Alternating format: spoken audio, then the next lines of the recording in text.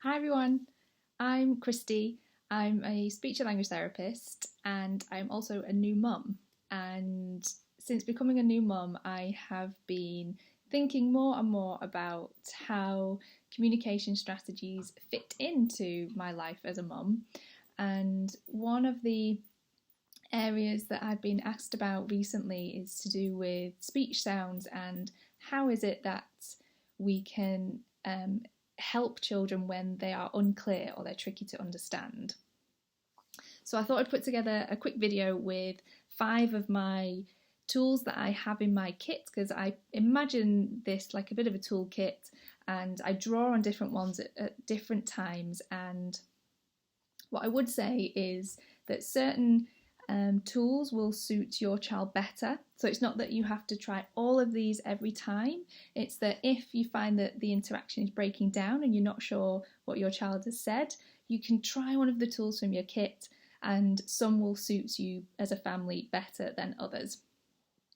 My first go-to, if Milo is tricky to understand, or if any children that I've worked with in the past I find difficult to understand their message, I will try and ask them to take me or show me the object or item that they're talking to me about. Now that works really well if the object is in your environment. Sorry, my dog's just doing roly-polies. Stop, Shay.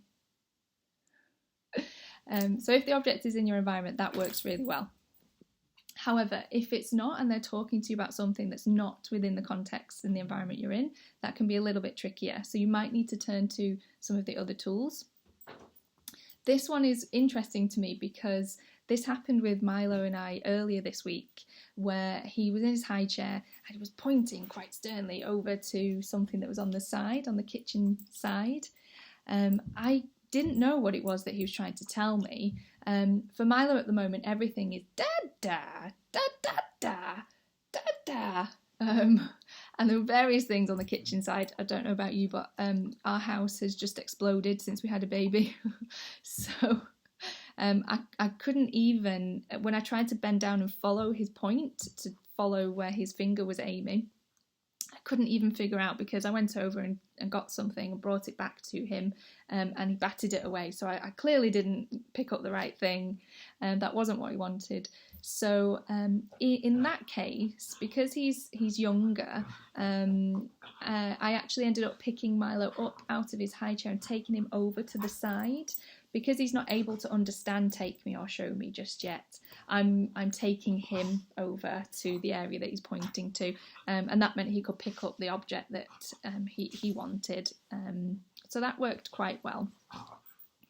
The second one I often turn to is repeating back the part of the phrase or sentence that your child has given to you that you did understand. So for example, they might have said part of it that you did catch, but you've missed a section, and that would be where you would leave the pause for them to fill in. So you might say something like, you want and leave the pause for them to try and fill in. You played with Tom, and sometimes that works because they're able to repeat it back, and okay, sometimes they might say it and it's a little bit clearer and you catch it in that moment. Other times it's still not as clear and you're not able to understand, but at least that's another tool you've tried. Or they might even use some gestures and other cues in that moment that you then are able to get the message. My third tool in my kit is more for older children that have a little bit of sound awareness. So I might use that sound awareness to help us.